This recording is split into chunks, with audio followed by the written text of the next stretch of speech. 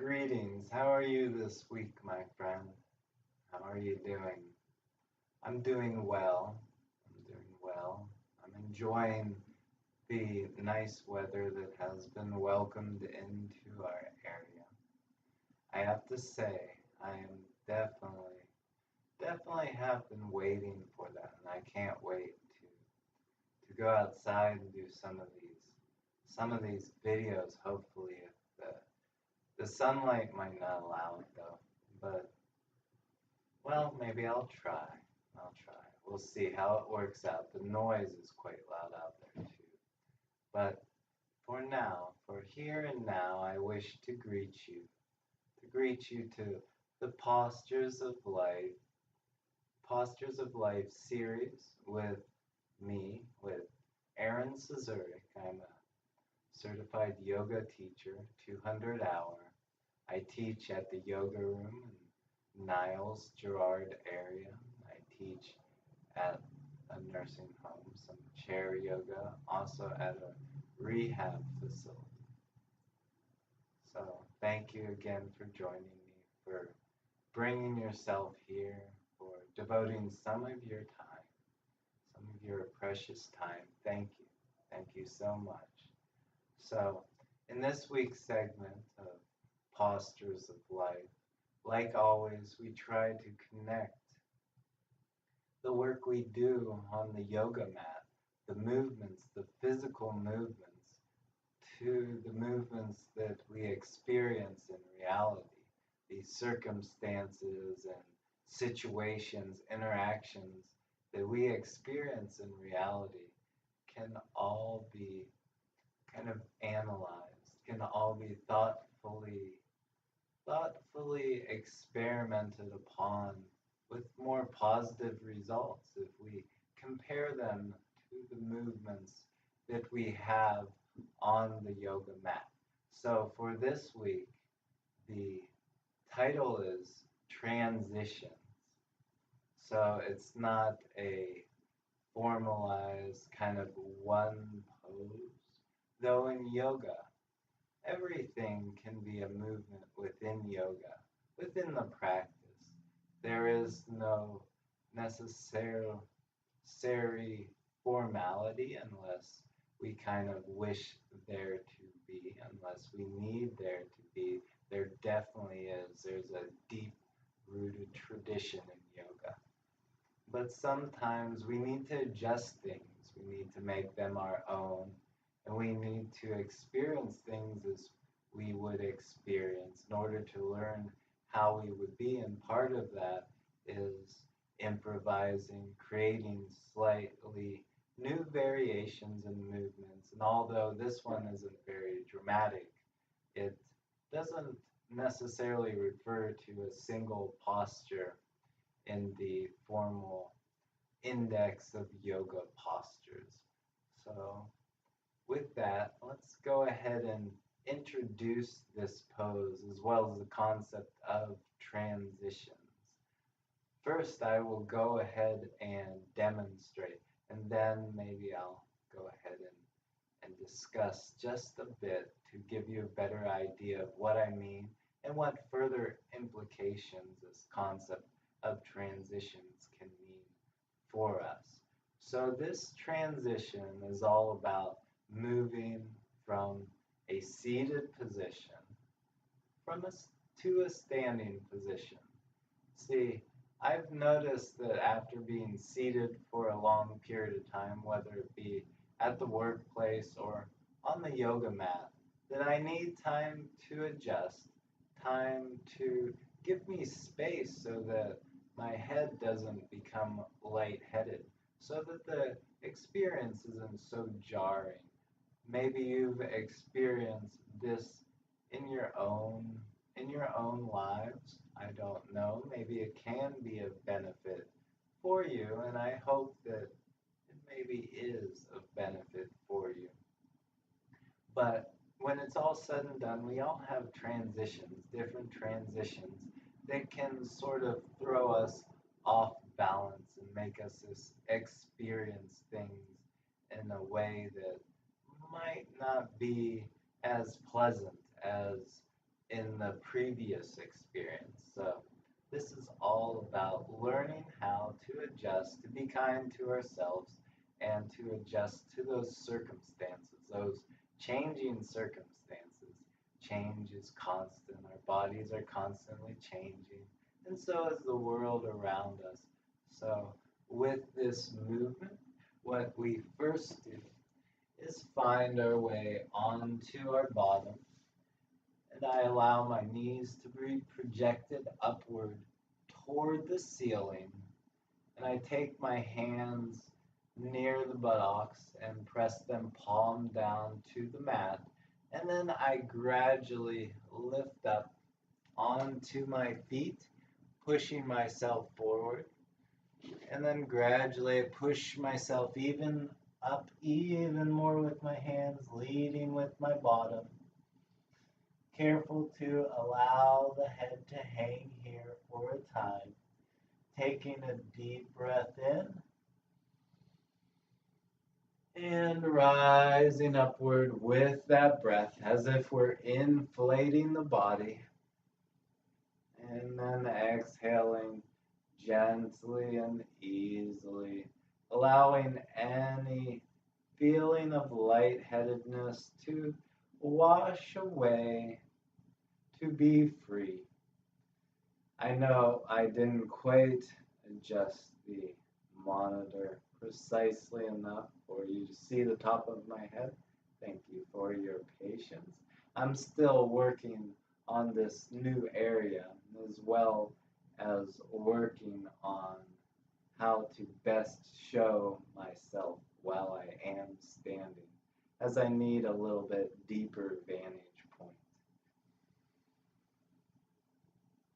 Easy breath in, easy breath out. I often find taking my hands to heart center helps me to center myself, helps me to concentrate, helps me to find a one-pointedness. And after thinking about something like transitions for a time, I like to do so, to lightly close my eyes if you don't feel too off balance while standing, and just think about transitions with me. Think about how we experience life in the state of transition on a regular basis. Another big transition I wish to talk about, and I'm gonna go ahead and relax back down. So maybe if you want to follow me, breathing the arms up, maybe pressing them, saluting upward toward the ceiling, toward the sky if you're outside, and then exhaling, folding gradually and easily, taking care to be gentle with the body, no abrupt movements, and dropping the hands, dropping the head, and then maybe bending those knees. Bottom comes down once again. And maybe pressing those hands, allowing those feet to come out behind you a little more so we can adjust ourselves back into this bent knee, bottom to heels, seated position, sometimes known as Vajrasana or Diamond's Pose, also Hero's Pose, Virasana is something that this position is often referred to as. So, for these transitions, I wish to discuss with you two. The first one is waking in the morning. Sometimes waking can be very disturbing. Opening the eyes to the bright light, opening the ears to the loud noises, and just the busyness that can ensue in the morning. This is why I find a more pleasant experience comes to me when I just spend a little time meditating. And what do I mean by meditating? I mean just gently closing the eyes, taking a seated position where my back is straight and erect, maybe concentrating on the even flow in, the even flow out of the breath, not a lot of expectations. Just trying to find peace and ease in the breath and in the state of being seated and grounded in such a way of that seated position. And sometimes Kitty comes on my lap and I can pet Kitty for a time, and that's nice. Although he enjoys he enjoys lotus pose and cross-legged poses much more because he can relax better on my lap as it's kind of spread out a little bit more. So as I'm here, I just take maybe 5 to 15 minutes or longer. It depends on the day, it depends on what I'm doing during the day. I just concentrate on the breath. I allow my thoughts to come and go as they will. They're a lot like clouds floating by in the sky. You can imagine yourself as a sky and all those thoughts and all those sensations as clouds, just allowing them to go by, allowing them to flow freely as they will, as life will. Because really, we don't have control over circumstances. Circumstances may not necessarily control us. That's not a healthy viewpoint either. It is, I find in my life, of course, I don't want to impose any viewpoint on you, but I find in my life that circumstances are what they are, and so are experiences that I find myself in. And it's better to just let them be as they will be, and just to do my best within those circumstances with whatever I bring to them. So, allowing thoughts to come, to arise, and to go free is a lot like doing so, remaining unattached. And then after that, those few minutes, I open my eyes gently once again, and I'm much more prepared for the activity of the day, the loud noises, or even subtle noises sometimes, or annoying noises that I find particularly disturbing. They can bring on headaches or bright lights, etc., etc. I'm kind of ready for the day at that point. And then comes often work. What do we do? We're comfortable at home. We've gotten used to things at home. But then we have to go to work. Yes. For me, work can sometimes be very stressful, very chaotic, and unpleasant compared to my home situation. So, what do I do then? How do I how do I go about moving into work when I feel this sense of anxiety about the experience of embarking upon this day of turmoil? Sometimes it seems to be. Well, what I do is I try to give myself a little space again, not that dissimilar to meditation, but a little different. At this point, I'm a little more awake. I keep my eyes open. I might take a nice, comfortable chair at the dining room table. It's normally pretty quiet in that room, though I can still hear the activities of the day, the radio and the dogs, and my mom doing whatever it is she will be doing, maybe washing the dishes. She's a wonderful mom. She takes care of me and the house very well. So what I do then, after I'm just seated in a quiet room, no kind of direct in my face noise or distraction like TV or something else like that. I just have a little meal. I have a little snack. Normally this consists of maybe cocoa or warm tea or just water maybe. That is also very pleasant.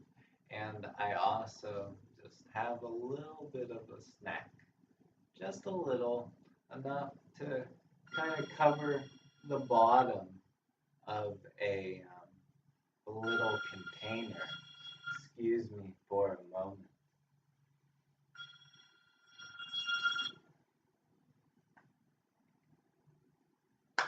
Wouldn't you know, it's a telemarketer. Considering those abrupt, um, unpleasant disturbances, there we have one right there, at least for me. Maybe you enjoy telemarketers, but I've never found it very enjoying for them to intrude on your day as such. Like, you would definitely want what they have to offer, but for some people, maybe they would. You never know. Easy breath in, easy breath out. Every time something disturbing happens at home or at work, and I know that my energy is getting a little frustrated, I tell that to myself, and I take a breath in, a breath out, and I find I can calm myself back down. So that's another good suggestion for you to transition moment to moment into whatever life may bring for you. So I wish to go ahead and review what we have done up to this point. So the explanation of what's new is done, and if you would like to spend some time in this review, I invite you to do so. Um, I do thank you for your time. I thank you for your patience learning about what health and happiness might be according to how I have lived my life and what I have experienced. So it is an honor that you might grace me with your presence. So thank you. Thank you so much. So starting at the beginning, the first pose that we experienced was balasana. And to get into that pose, from this pose, you could project the knees out to each side, allow the toes to touch in the back, to breathe the arms up maybe. Could be a good way to transition, and then exhale, folding forward. Taking care if you have a little kitty there, not to crush him, but to allow him to find his own way as he would. To stretch out nice and long if available for us. If not, you can always bring your arms beside your body and then resting the head. I give you an affirmation here if you would like to help it further calm you, to rest you. I rest and trust in patience. I rest and trust in patience. I rest and trust in patience. And then bringing yourself back up to that seated position with bent knees. And from here, you can go ahead and push yourself forward onto all fours. And then once we're here, much like I have a kitty right here, we'll move into cat and cow pose. So to move into cow pose, we'll take a breath in, look forward, allow the back to become concave. And then we'll exhale, the back arches upward, we'll look down. And then you may continue with that movement as long as you would like. I'll return to a nice neutral flat back, and from here we'll go ahead and take a side child's pose, Parsva Balasana, or threading the needle pose, maybe contemplating how we can move past certain situations in our day by finding that right way, that right path, whatever that does mean for us. So taking that right hand up like so, what we'll do is scoop it under the torso, moving to the left side, gazing left, easy breath in, easy breath out. And then maybe taking a breath in as we come back to that neutral all fours position. I'll go ahead and adjust the screen here because I see that it's giving a poor vantage point to see what I'm doing.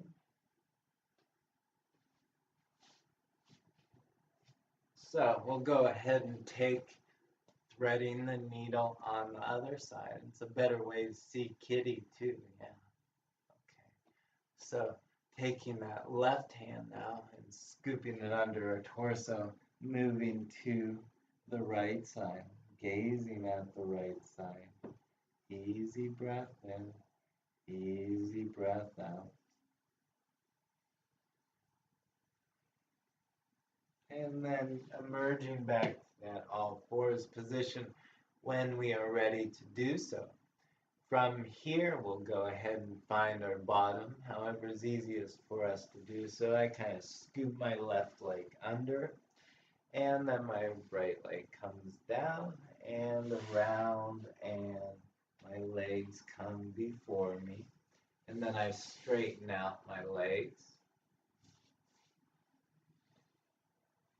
And then once I'm here, we'll go ahead and move into some twists and folds. So the first is to bend that left knee, bring that sole into the inner right thigh to take a breath up, as well as the hands, and then to exhale, bringing the hands down, right hand to left knee, and left arm and hand behind us. Easy breath in, easy breath out. I leave the past behind me. I leave the past behind me. I leave the past behind me. And when you're ready to do so, coming back forward. And once here, breathe those hands up once again, those arms up. And exhale, hinge at the hips, maintain a nice straight back. And fold over that outstretched leg, coming down to your own degree, whatever that may be. Easy breath in, easy breath out. I move into the present. I move into the present. I move into the present. Very good. And then when you're ready, rise into that nice straight back and straightening that leg out before you, bending the right this time, bringing that sole into the inner left thigh, breathing the arms up. And then exhaling, bringing them down, left hand to right knee and right arm behind you.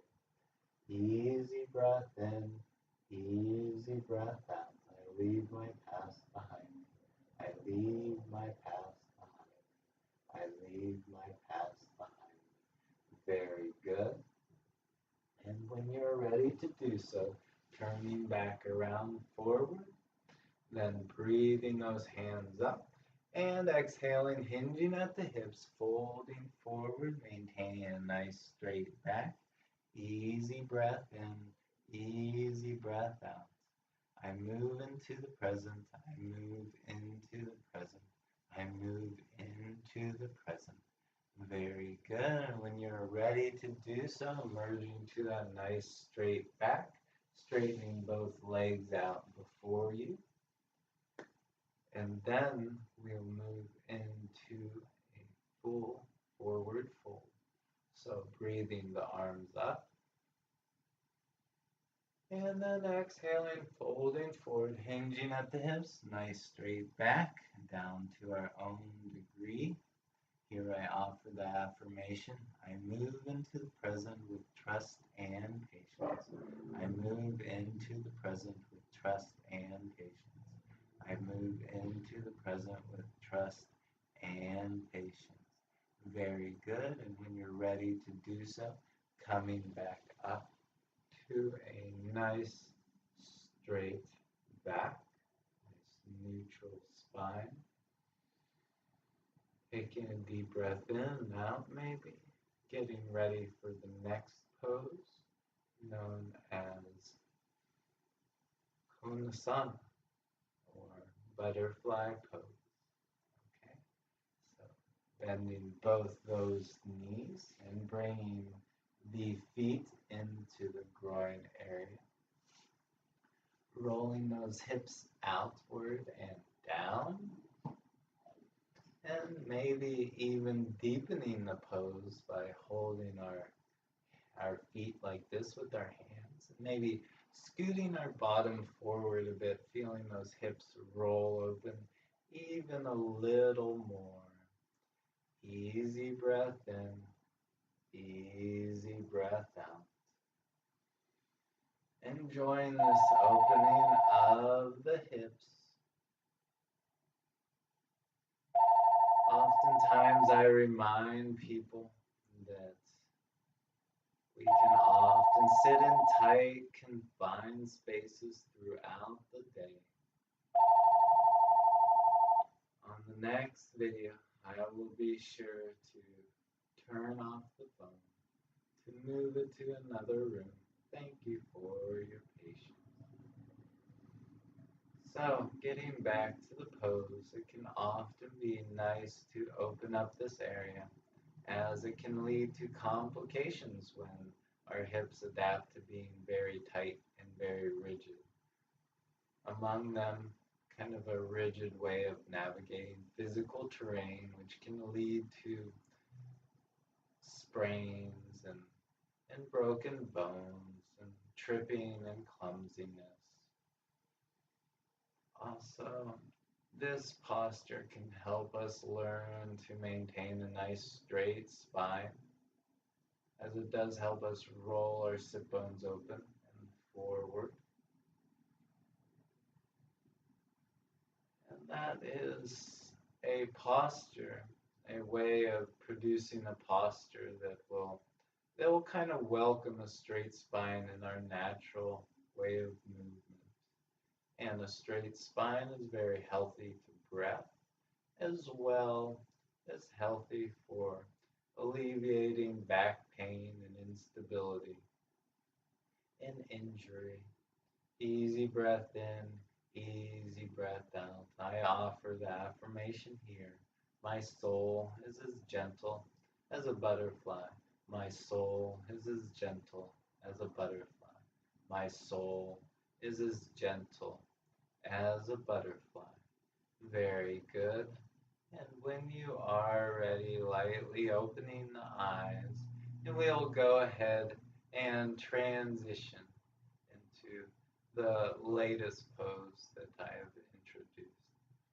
So in order to do so, go ahead and loosen that grip, that hold on your feet, and then maybe bring those knees together before you, pressing the palms to the ground behind you like so, soles to the ground, and gradually pushing yourself forward, bringing hands, arms front, pushing the bottom up, raising vertebrae by vertebrae, maybe taking a deep breath in,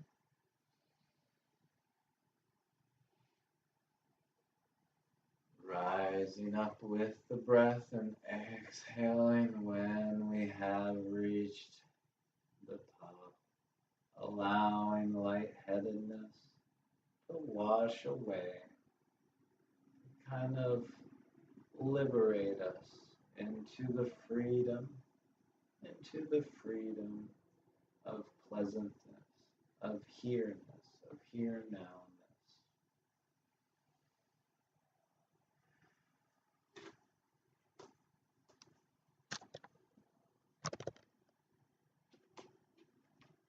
Thank you so much, my friend, for being here today, for spending time with me. God bless you. God bless you. May everything be well and peaceful in your life.